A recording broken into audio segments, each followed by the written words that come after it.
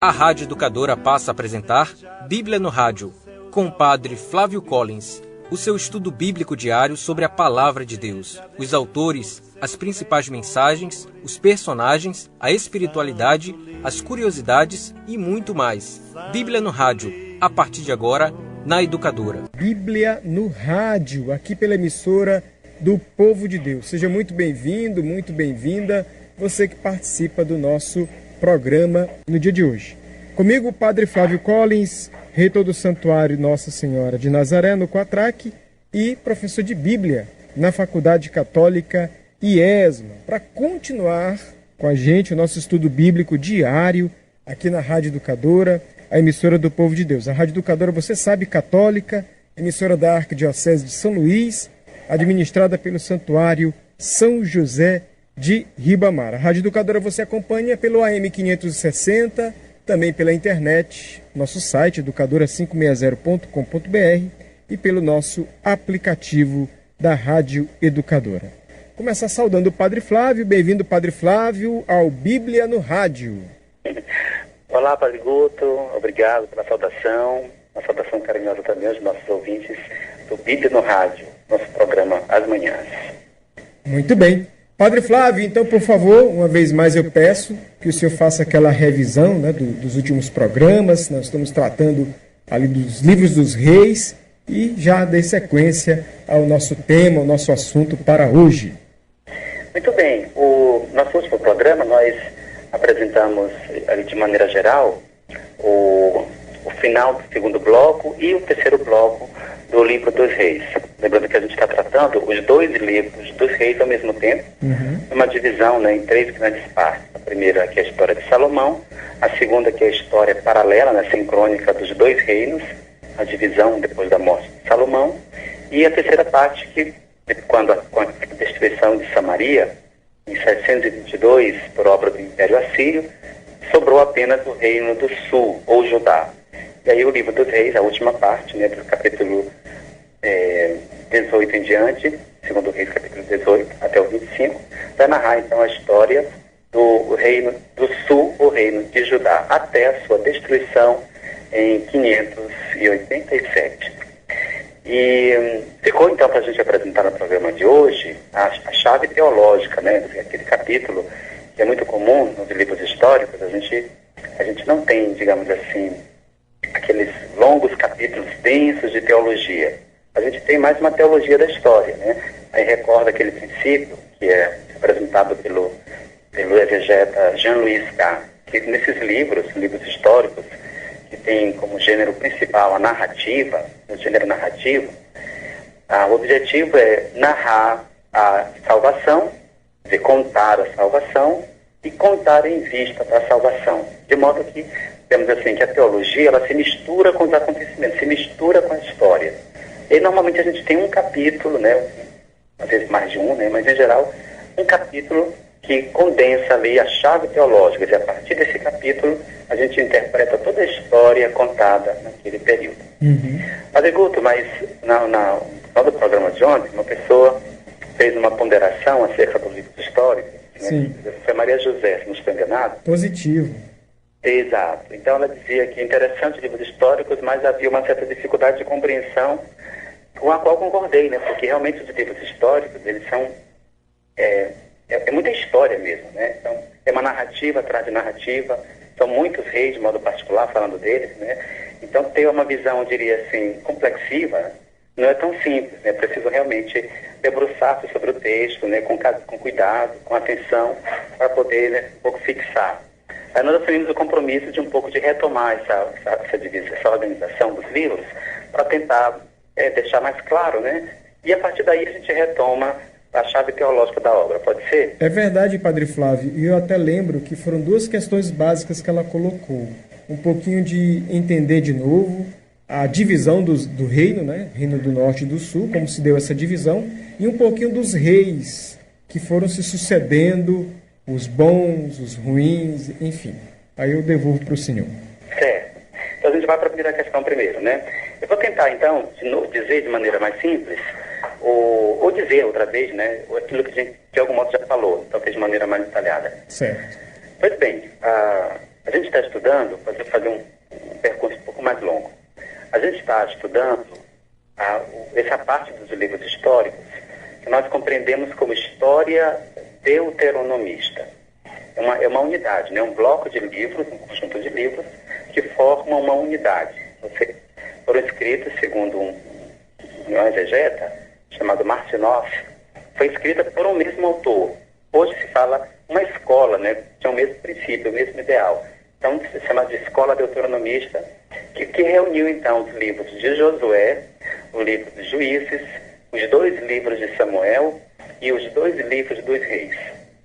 Então essa história contida nesse bloco, ela vai narrar exatamente a entrada na terra prometida, sobre Josué, a distribuição da terra, consequentemente, depois o período dos juízes, né, pela história religiosa de Israel, e a passagem, depois disso, né, já nos livros de Samuel, a passagem do sistema tribal, que era vivida no tempo dos juízes, para a monarquia. Aí o livro de Samuel vai narrar exatamente o início da monarquia. Samuel vai sagrar o primeiro rei de Israel, que é Saul, e vai sagrar também o segundo rei de Israel, que é Davi. Saul foi julgado de uma maneira negativa, né? Quer dizer, Deus tirou dele a monarquia e a deu a Davi. Davi foi um rei, então, escolhido segundo o coração de Deus. Depois de Davi, aí já entramos no livro dos reis, né? O que a gente está estudando agora. Nós temos, então, a continuação da dinastia davídica, e a palavra dinastia, né? Ela é muito presente. Dinastia quer dizer a família que vai continuar sendo, né, rei. E vai continuar na realeza. Então, um filho de Davi sobe ao trono, que é Salomão. E, pois bem, Salomão, ele foi também julgado um rei não ideal, apesar de toda a sabedoria, da inteligência, da riqueza, mas ele permitiu a entrada e o crescimento da idolatria por conta das muitas alianças que ele fez através dos casamentos. As princesas com que ele casava traziam seus deuses. E acabou que na sua velhice ele também se deixou seduzir pelos ídolos, né, por outros deuses. Aí então Deus anuncia que por conta disso o reino de Israel é um reino só, né? A monarquia sofrerá uma divisão. Aí começa a história da divisão. Então, a divisão começa exatamente depois da morte de Salomão. Quer dizer, Deus não quis que isso acontecesse durante a vida de Salomão por respeito a Davi. Porque Salomão é filho de Davi. Mas anuncia que isso vai acontecer depois da sua morte. E de fato, né, depois da morte de Salomão, sobe ao trono Roboão, e Salomão tinha tornado a vida das pessoas um pouco pesada por conta dos encargos e tributos, etc., e trabalhos. E o povo, quando viu Roboão, né, filho de Salomão, subiu ao trono, viu uma chance de mudar aquela situação. Quer dizer, o novo rei, de repente, muda o modo da sua política. Mas Roboão, pelo contrário, disse que ia tornar a vida do povo ainda mais pesada. Então Deus escolheu um homem chamado Jeroboão para fazer aquela punição, né, a Salomão. E então, aí começa a história da divisão. Para a gente entender a divisão, talvez a dificuldade maior seja essa. Nós tínhamos 12 tribos. Então, 12 tribos, quer dizer, ainda que o regime é monárquico, né, mas ainda há referência de tribos. Então, tem a tribo de Judá, tem a tribo de Benjamim, tem a tribo de Simeão, tem a tribo de Neftali, tem a tribo de Dan. Então, é como se fossem regiões. Um exemplo que eu pensei é que a gente pegasse o estado do Maranhão. O estado do Maranhão é também dividido, aí, na linguagem religiosa, em dioceses. Sim. Então, o Maranhão tem 12 dioceses. A divisão consistiu no seguinte: é como se ficasse, por um lado, a diocese de São Luís, e a mais perto de São Luís é Brejo, né, Padre Guto? Brejo. É Brejo o Coroatá. Vamos pegar Brejo, né, está mais perto. Então, pega a diocese de São Luís e Brejo, e essas formam, então, o Reino do Sul, com o rei aqui, né? Aí seria Dom Belisário ou Dom Valdeci. Seria Dom Belisário o rei. E as outras 10 dioceses formam outro reino. Então, uma divisão. Quer dizer, Dom Belisário, no caso aqui, não reinaria, né, sobre a diocese de Coroatá, ou de Caxias, ou de Grajaú. Lá, todas essas 10 dioceses, elas se reuniram e formaram um reino. Seria o Reino do Norte. É só pegar essa ideia, né, do Maranhão e pensá-la na Palestina. A Palestina, então, seria uma região, um estado, com 12 regiões. Lá eram chamados de 12 tribos. 10 tribos foram para um lado e passaram a chamar-se Reino do Norte. E o rei de lá foi Jeroboão, escolhido por Deus. E ficaram então ligados a Davi 2 tribos, que era exatamente a tribo de Judá e a tribo de Benjamim, que começou a ser chamada de Reino do Sul. Então a divisão é essa, né? 10 tribos para um lado, 2 tribos para outro. Essas 2 tribos permanecem ligadas à família de Davi, ou à dinastia de Davi, por causa da promessa que Deus tinha feito a Davi. Esse é o motivo. E as outras 10 tribos, então, são governadas por Jeroboão. Nós chamamos isso, essa divisão, de cisma político. Está lá narrada no livro dos Reis, né? Nessa primeira parte. No livro dos Reis, já mencionei isso, né? Tem 3 partes. A primeira é o reino de Salomão. A segunda é a história, então, do início da divisão, então, esse cisma. 10 tribos para um lado, que são chamadas de Reino do Norte, e 10 tribos para o outro, que são chamadas de Reino do Sul. Então, toda a segunda parte do livro dos Reis vai narrar a história paralela desses 2 reis. Jeroboão é o rei, repito, é o rei de Israel, e Roboão é o rei de Judá. Bem, então essa divisão acontece por vontade de Deus, né, como castigo a Salomão por causa da idolatria. Agora, Jeroboão começa a tomar uma atitude, nós vamos chamar, essa atitude vai ser o cisma religioso, quer dizer, uma divisão também religiosa. Quer dizer, até a divisão política estava tudo bem, né? E ali está se cumprindo a palavra de Deus, né? Que é a punição por conta dos pecados de Salomão. Mas Jeroboão tomou uma atitude que foi a construção de 2 santuários. Ele pensou consigo mesmo, isso está escrito também no livro dos Reis. Porque havia apenas um templo, né? Foi Salomão que construiu o templo, que era desejo de Davi. Esse templo se tornava central, quer dizer, todas as tribos, as 12 tribos, iam oferecer sacrifícios ao Deus único ali, no templo construído por Salomão. Então, com a divisão política, quer dizer, mesmo com a divisão política, as 10 tribos do Reino do Norte continuavam subindo para Jerusalém para oferecer sacrifícios.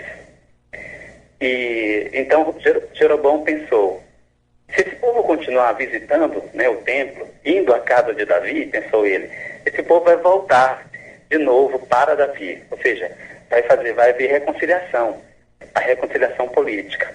Então ele construiu 2 templos, um em Dan e o outro em Betel, que são regiões ali, né, que são limites, nos 2 extremos, diria assim, do reino, né?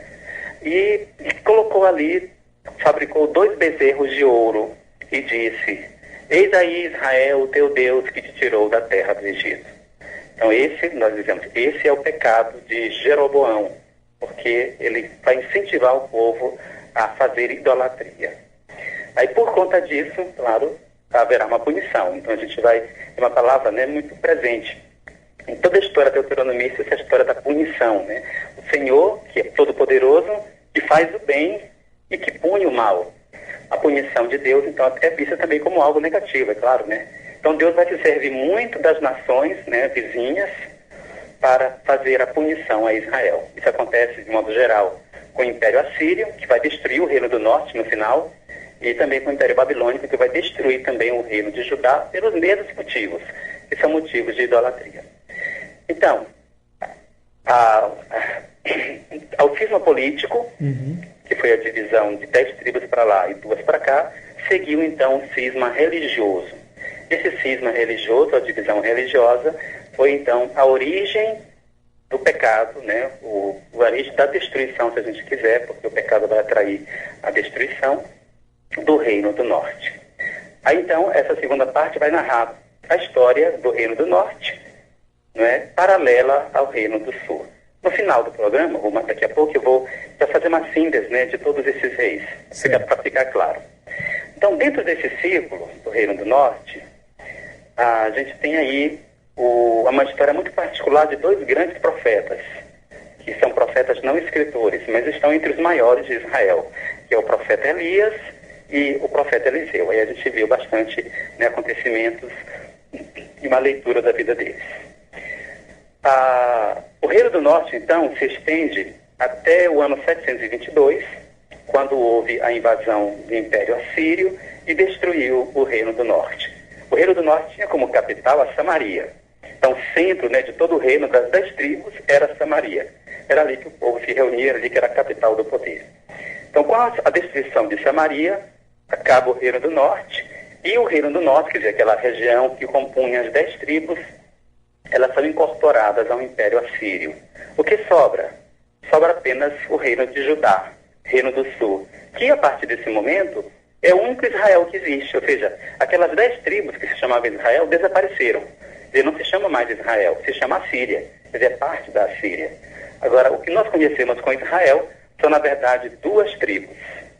E até mencionei, a gente falou disso, né, que isso vai ser a origem da confusão, né, mais tarde, entre samaritanos e judeus.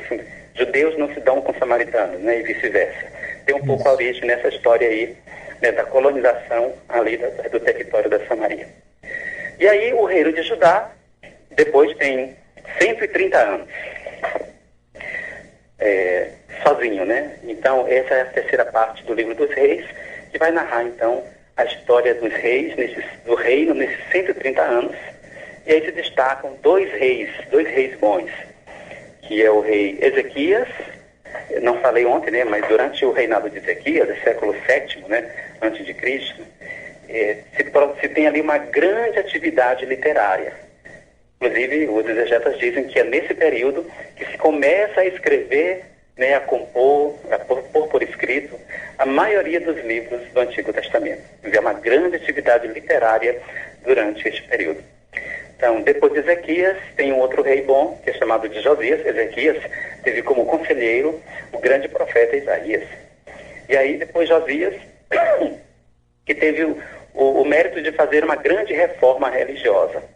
Reforma religiosa quer dizer, ele acabou com a idolatria. Ele destruiu os lugares que propiciavam a idolatria. Então, ele foi um rei muito bom. E ele fez essa reforma exatamente a partir do livro do Deuteronômio. A ideia, né, da escola deuteronomista era exatamente isso. E todo esse bloco de que a gente está falando, de Josué a Reis, ele foi escrito a partir da teologia, quer dizer, foi escrito com também o estilo e sob a inspiração do livro do Deuteronômio. E no livro dos Reis, né, no segundo livro, nos capítulos 22 e 23, se fala exatamente disso, da reforma que Josias fez a partir do livro do Deuteronômio, o livro que ele encontrou no templo. Então Josias foi um rei muito bom. Ele morreu, sim, prematuramente, lá na montanha de Megido, Har Megido. A gente mencionou que essa palavra convertida para a língua grega torna uma palavra bem conhecida, né? Armagedon. Quer dizer, Armagedon seria uma batalha final, em que Deus vence o mal e os seus príncipes. E, então, nesses 130 anos, somente esses 2 reis, né? Ezequias e Josias, foram considerados reis bons. Agora, o que significa ser considerado um rei bom? E aí é interessante, né? A segunda pergunta da Maria José talvez vai nesse sentido. Os reis, o interesse de quem escreve o livro, todo esse bloco, o interesse do deuteronomista, não é contar a história dos reis. Não é. Na verdade, faz um julgamento da história dos reis em chave religiosa. De fato, a gente não vai encontrar no livro dos reis muitos detalhes sobre como foi o governo deles, né? Tem reis aqui muito bons, assim, do ponto de vista político, né? Excelentes administradores. Mas eles não são mencionados a partir desse critério, mas sim a partir do critério religioso. E o critério religioso tem como princípio a aliança. Por isso a expressão, né, que vai usar perdão, para todos eles é o critério de fidelidade ou de infidelidade à aliança. A expressão vai ser: fez o que é bom ou fez o que é mal aos olhos do Senhor. Padre Guto, se você lembra, no livro dos Juízes também, essa expressão ela era muito presente. Depois que morria o juiz, o povo começava a fazer o que é mal aos olhos do Senhor. Uma expressão que recorreu pelo menos 12 vezes na história dos 12 juízes de Israel. E, como consequência disso, vem a punição. Então, também para os reis foram julgados nessa chave moral religiosa. Fez o que é mal, fez o que é bem aos olhos do Senhor. Então, o interesse pelos reis de Israel, repito, é um interesse religioso. Por isso que a história deles, às vezes, né, tem ali uns 5, 6 versículos, 7 versículos, porque é realmente é apenas uma síntese da história dele, mas sobretudo em chave religiosa. Perfeito. Eu acho que podemos avançar agora. Eu acho que foi um bom resumo. Muito bem. Antes de a gente entrar, então, Perdão, eu esqueci de concluir, né, que o livro, a terceira parte do livro dos reis, que é o reino de Judá, também ele tem fim, né, com a invasão do Império Babilônico. Isso é narrado no capítulo 25. A gente vai ainda ler um trechinho do capítulo 25 para mostrar, né, como foi aquele dia que foi tão tristemente recordado nas Sagradas Escrituras. O exílio, repito, é o evento mais triste, né, que é narrado nas Sagradas Escrituras, no Antigo Testamento, o exílio de Babilônia. Tem um salmo, Salmo 136, 137, que vai cantar isso, né, cantar essa tristeza. Lembra-te daquele dia quando eles disseram, arrasa tudo e vamos logo festejar. O salmista em terra estrangeira, cantando os hinos do Senhor, não pode cantar. Então, Padre Guto, antes de a gente passar para a chave teológica, eu queria falar brevemente sobre a composição e as fontes do Livro dos Reis, que vai ajudar a nossa irmã Maria José e também o nosso ouvinte a compreender também melhor a organização do livro. Veja bem, na composição do Livro dos Reis, nós temos aqui narrativas que cobrem um período de mais ou menos 400 anos, viu? É muito tempo, 400 anos de história. O redator final, que segundo a opinião da maioria dos exegetas é o deuteronomista, ele se serviu de diversas fontes ou documentos. E algumas dessas fontes ou documentos são citados expressamente. A gente tem, por exemplo, uma citação de um documento chamado O Livro dos Gestos de Salomão. A gente até leu esse trecho, né? Assim, o resto da história de Salomão não está escrito nos anais de Salomão. São os livros dos gestos ou anais, né, da história de Salomão. Depois, cerca de 15 vezes aparece uma outra expressão, que é o livro das crônicas dos reis de Judá. Então, ao concluir a história de um rei de Judá, aparece essa expressão. O resto da história do rei de Judá, desse rei tal, o rei Henri, por exemplo, não está escrito nos anais dos reis de Judá? E a mesma coisa aparece acerca do reino do norte, do reino de Israel, que é chamado o Livro das Crônicas dos Reis de Israel, que aparece aí umas 18 vezes. Então nós temos esses 3 grandes documentos aqui que são citados. Repito, o Livro dos Gestos de Salomão, ou Feitos de Salomão, ou Crônicas, né, do reino de Salomão, o Livro das Crônicas dos Reis de Judá e o Livro das Crônicas dos Reis de Israel. Parece também que outras fontes foram usadas, né, ou tradições, documentos de diversas proveniências. Os estudiosos classificam isso de fontes de origem palaciana. Quer dizer, a dinastia que está no poder produz documento, é muito comum isso, né? Mas também de origem sacerdotal, quer dizer, há documentos de fato de interesse ao culto. E essa história dos lugares altos, né, que construiu um lugar alto, derrubou o lugar alto, tem a ver com o culto. E também muito material de origem profética. Por exemplo, a gente tem ali o ciclo de Elias e Eliseu. Aquilo dali certamente foi escrito por profetas, né, ligados a Elias e Eliseu. E também outros materiais, né, que foram certamente reelaborados pelo redator final, de modo que o conto, toda, né, a unidade, né, total dos reis, fosse orientado segundo uma intenção religiosa. Aí repito aquilo que eu disse há pouco, que a história contada nos 2 livros dos reis não é uma obra de natureza política ou social, não é esse o interesse. Mas se trata de um conto realizado, né, contado, narrado em chave teológica. E esse é o ponto. O deuteronomista, que é o redator final, quer narrar de um ponto de vista teológico coerente a vida do povo de Israel sob a monarquia e explicar o trágico destino do reino de Israel. Do reino de Israel como um todo, né, que se entenda, né, já o reino total, né? Tanto o reino do norte, que foi destruído primeiro, tanto o reino do sul, que foi destruído depois. Sim. Interessante, Padre Guto, que a antiga tradição judaica atribui o livro dos reis a Jeremias, quer dizer, o profeta. Segundo a tradição judaica antiga, claro, né? Teria sido Jeremias a escrever este livro, pela sua relação, né? Pela relação que há entre o profeta, o livro do profeta, e os livros dos reis. Jeremias era o profeta do Reino do Sul e era profeta quando aconteceu o exílio de Babilônia. Muito bem. Vamos para o intervalo? Vamos sim, vamos lá. Quando a gente voltar, a gente vai então tratar da chave teológica. Muito bem. Esse é o Bíblia no Rádio, aqui na Educadora, que você acompanha no canal 560 AM, também no nosso aplicativo e na internet. O seu estudo bíblico diário, sempre, aqui na emissora do Povo de Deus, para que você tenha cada vez mais um aprofundamento, conheça os autores, os personagens, os conteúdos teológicos, a espiritualidade, os livros da Sagrada Escritura. A gente volta já já aqui no Bíblia no Rádio. Educadora é da Igreja, é do Maranhão.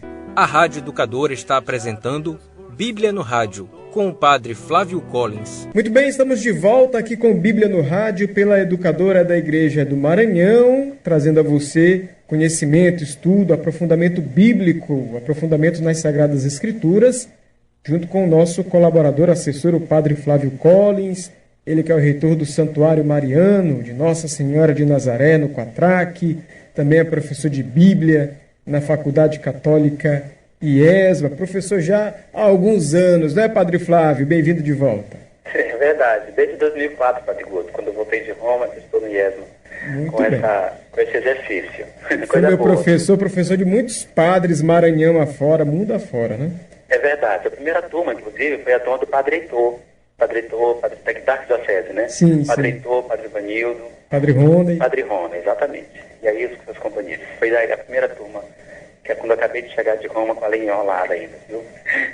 Muito obrigado, Padre Flávio, pelo seu trabalho na formação do povo de Deus e, de modo especial, dos presbíteros do nosso regional. E lhe devolvo a palavra para o senhor continuar falando para nós. O senhor terminava o bloco passado dizendo que a tradição judaica antiga atribuía o livro dos reis, né, os dois livros dos reis, ao profeta Jeremias. É isso mesmo, exatamente. E eles concluíram isso a partir da ligação, né, quer dizer, a semelhança que há, uma relação estreita entre Jeremias e o livro dos reis.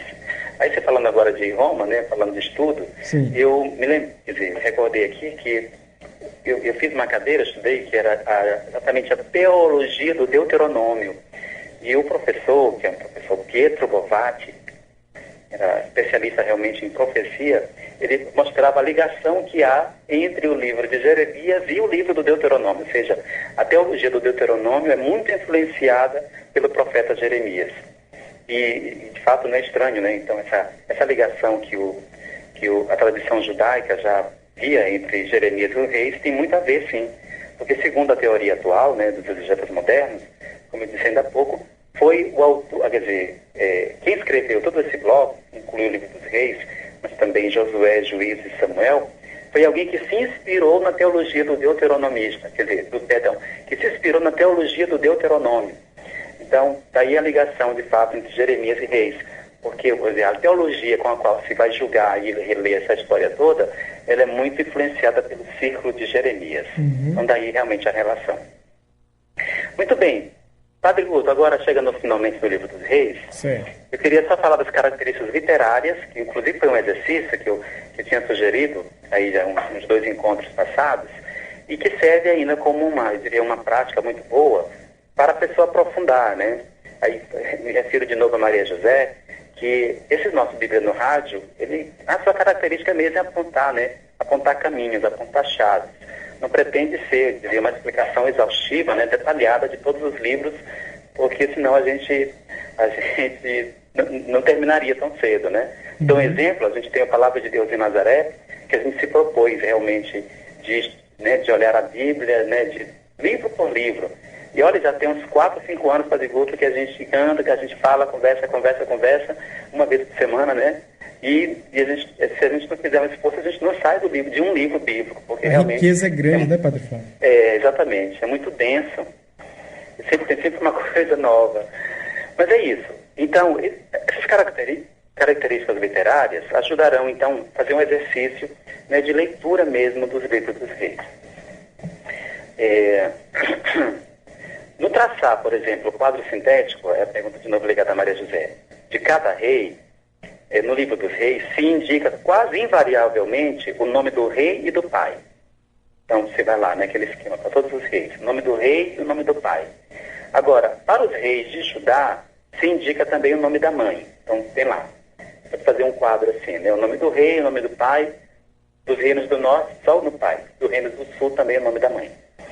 E aí a sincronia, né, com o rei contemporâneo do outro reino, a gente fez um exemplo, inclusive, que quando um rei sobe ao trono, se coloca em referência ao rei do reino paralelo.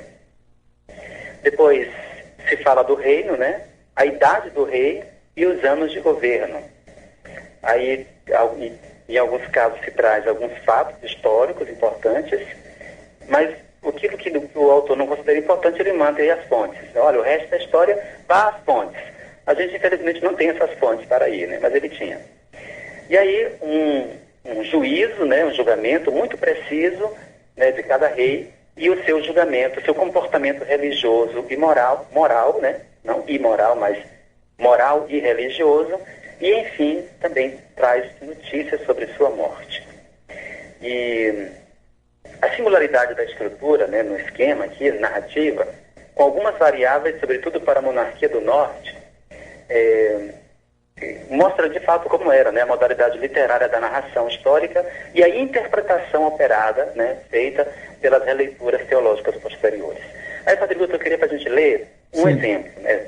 Vamos dar um exemplo desse esquema que a gente está sugerindo, que o leitor depois, né, com calma, vai fazer ali com a sua Bíblia. Vamos pegar o primeiro livro dos Reis, no capítulo 22.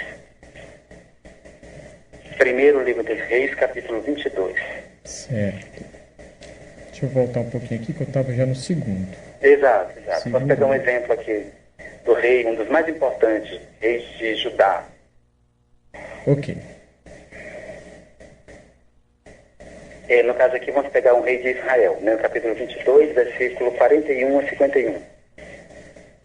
Então, vamos falar de Josafá, né? Josafá. Diz assim: Josafá, filho de Asa, Josafá é rei em Judá, né? Josafá, filho de Asa, tornou-se rei de Judá, no 4º ano de Acabe, rei de Israel. Josafá tinha 35 anos quando começou a reinar e reinou 25 anos em Jerusalém. Sua mãe chamava-se Azuba, filha de Selaque. Seguiu em tudo o procedimento de seu pai Asa, sem dele se apartar, fazendo o que é reto aos olhos do Senhor. Entretanto, os lugares altos não desapareceram. O povo continuou a oferecer sacrifícios e incenso nos lugares altos. Josafá viveu em paz com o rei de Israel.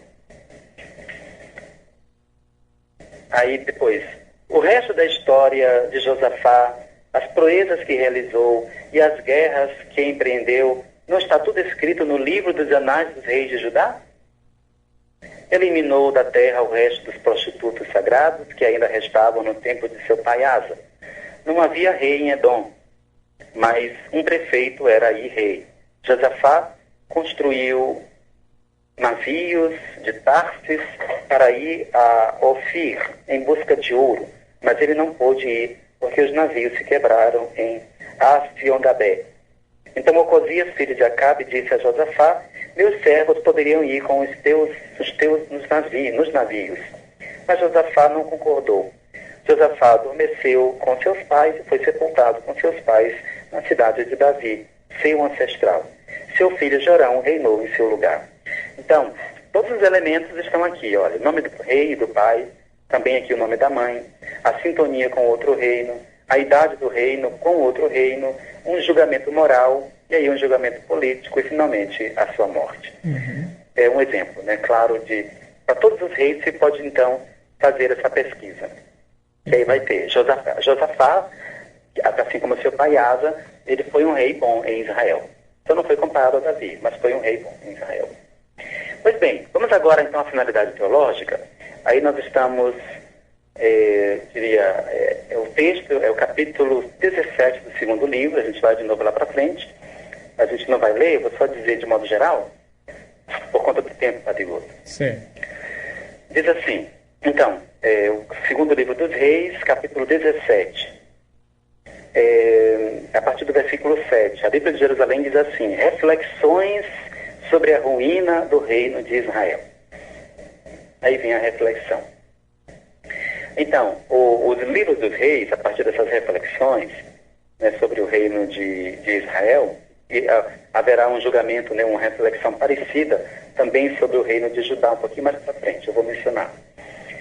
Então, o livro dos reis segue pontualmente um tema unitário que pretende mostrar a efetividade histórica da aliança sinaítica e davídica na época da monarquia. Quer dizer, como realmente as palavras da aliança, tanto a aliança sinaítica, aí lembra do Sinai, né, a lei dada a Moisés, a bênção e a maldição, e também aquela que foi feita com Davi, né, em 2 Samuel 7. Se seus filhos se afastarem do meu caminho, eu também retirarei deles o reino.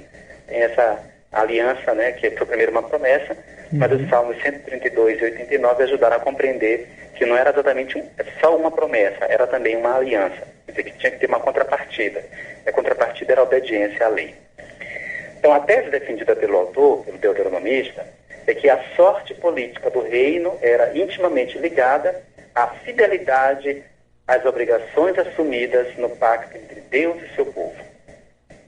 Então, quer dizer, Deus é sempre fiel, mas nesse contexto histórico, a outra parte também tinha que corresponder para que Deus, então, fizesse prevaler a sua fidelidade. Então, as vicissitudes dos reinos e a destruição deviam ser lidas em tal chave religiosa.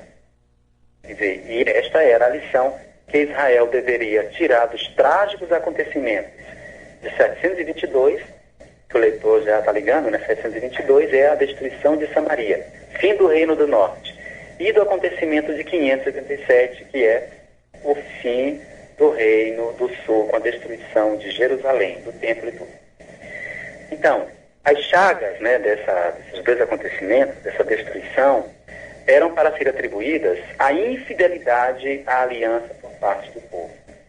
Aí eu vou recordar que Martin Noff dizia que toda a obra histórica deuteronomista ela foi escrita para dizer que aquilo que aconteceu ao povo era o castigo merecido pelas inúmeras infidelidades. Que um outro autor vai dizer, tem esse elemento com certeza, mas não é esse o elemento principal, mas mostrar a possibilidade da esperança. A Pediguta se vai lembrar daquele esquema. Olha, pecado, punição, arrependimento, salvação. Sim. Foi um esquema que apareceu muito na história dos juízes. Né? Então, quando o povo pecava, Deus punia, mas quando se arrependia, Deus salvava. Então, esse esquema, a gente deve lê-lo, né, como chave de toda a história deuteronomista. E o final do livro dos Reis também vai ser significativo nesse sentido. Bem, nesse sentido, a mensagem contida nos dois livros dos Reis devia instruir e encorajar a nação a permanecer fiel à aliança. E aí, o juízo histórico, né, emblemático apresentado aí no segundo livro dos Reis, desse capítulo 17, é bem interessante. O texto atribui a destruição a um motivo profundamente religioso, é o versículo 7. Isso eu vou ler, tá? Diz assim, e isso aconteceu porque os israelitas pecaram contra o Senhor seu Deus, que os fizera subir da terra do Egito, libertando-os da opressão do faraó, rei do Egito. Adoraram outros deuses e seguiram os costumes das nações que o Senhor havia expulsado de diante deles e os costumes estabelecidos pelos reis de Israel. Então, versículos 7 e 8. Vou mostrar aí, quer dizer, está falando de Israel enquanto reino do norte. É a sorte do reino do norte que está sendo lançada aqui. Então, agora, Deus não é que Deus estava assistindo, né, passivamente o Israel se prostituir. Pelo contrário, repetidas vezes, Deus advertiu o povo através dos profetas. Para o reino do norte, de modo particular, os profetas Oséias e Amós. Mas, e os versículos 8 a 13 vão dizer, estes não escutaram os profetas. Mais que isso, rejeitaram os decretos e alianças, são os versículos 14 e 15. E aí, sobretudo, vem indicado o pecado da idolatria. E a idolatria segue depois uma série de depravações. São costumes, né? Que são ligados ao culto a outros deuses. Então, passar os filhos pelo fogo, sacrificar os filhos, são coisas assim. Então, por isso, o versículo 19 é emblemático, né? Diz assim... 19, perdão. Por isso, o Senhor se irou muito contra Israel e afastou da sua presença, e só sobrou a tribo de Judá. Quer dizer, a ira do Senhor se acendeu e agora não tem mais jeito, quer dizer, não tem mais volta. O que vai acontecer é a destruição do reino do norte em 722. Qual é a citação aí, Padre Flávio, que o senhor leu? É o versículo 19, não é? Capítulo 17? É. Não, eu acho que não é esse, não. Pelo menos a minha versão não bateu. Mas depois... o versículo 19 é outra coisa, realmente. É versículo 20, olha. Por isso Pronto. O Senhor ajeitou toda a raça de Israel, humilhou-a, entregou aos saqueadores e, enfim, baniu-os para longe de sua face. Uhum. Mas eu falei da ira, né? Sim. Espera.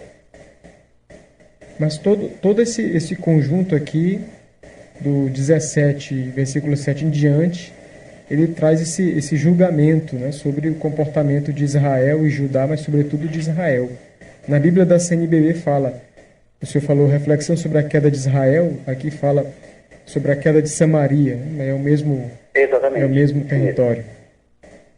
Padre Guto, no próximo programa eu corrijo Tranquilo. essa situação exatamente, né? Padre Essa Flávio. história da ira é importante. Sim. Esse texto que o senhor está lendo aqui para a gente, que é o 2 Reis, capítulo 17, versículo 7 e diante, é a ele que traz a chave teológica do livro? É isso mesmo, exatamente. São essas reflexões sobre a ruína do reino de Israel, né? O reino do norte. E aí é uma espécie de síntese, né? Quer dizer, mostrar tudo que Deus fez, desde que tira o povo lá do Egito, né? Quer dizer, todas as ações de Deus, como Deus deu aliança, e mesmo agora, né? Havia proibido que o povo se misturasse com as nações, né? Que estão ali na circunvizinhança, mas Israel, caso aqui no Reino do Norte, não obedeceu. Mesmo Deus tendo mandado os profetas para adverti-los, eles não obedeceram. Eles imitaram os costumes, né, ali dos povos vizinhos, né, ou no culto aos deuses, e por isso o Senhor se irritou de uma maneira tamanha que não haverá outra solução a não ser a punição que virá por meio do Império Assírio, que virá destruir o povo em 722. Muito bem. E agora, depois, no que diz respeito à destruição do reino de Judá, nós temos um análogo juízo, Padre Guto, lá no capítulo 23 do segundo livro. Quer dizer, essa reflexão que se fez acerca do reino do norte, ou Samaria, se vai fazer também acerca do reino do sul, o reino de Judá. Qual é, padre? Segundo livro dos Reis, capítulo 23. Certo. Versículos 26 e 27. Diz assim, tem a conclusão, né, sobre a reforma religiosa, aí diz assim, no versículo 26. Contudo, o Senhor não abandonou o furor de sua grande ira, que se havia inflamado contra Judá, por causa das provocações que Manassés lhe havia feito. O Senhor decidiu, também Judá expulsarei da minha presença, como expulsei Israel. Rejeitarei esta cidade de Jerusalém, que eu tinha escolhido, e o templo do qual eu dissera, aí residirá o meu nome. Então, esses versículos, esses dois versículos aí concluem também que o reino de Judá é o anúncio da destruição do reino de Judá. Assim como o capítulo 17 foi o anúncio da destruição do reino do norte, esses versículos aqui anunciam, pelas mesmas causas, né? É sempre a ruptura com a aliança, é sempre a idolatria. Então, eles também serão destruídos. É o anúncio daquilo que vai acontecer nos capítulos 24 e, sobretudo, o capítulo 25, com a destruição de Jerusalém, a destruição do templo e a deportação do povo para a Babilônia. Muito bem, eu acho que por hoje a gente pode ir concluindo, Padre Flávio. Pode, né? Então, que o Senhor nos abençoe, nos guarde nesse dia, Ele que é Pai, Filho e Espírito Santo. Amém. Um abraço, Padre Flávio. Até o próximo programa. Até. Um abraço. Valeu, Padre Flávio Collins, reitor do Santuário Nossa Senhora de Nazaré no Quatraque. A gente volta no próximo programa com mais Bíblia no Rádio. Educadora é da Igreja, é do Maranhão. A Rádio Educadora do Maranhão apresentou Bíblia no Rádio, com o Padre Flávio Collins.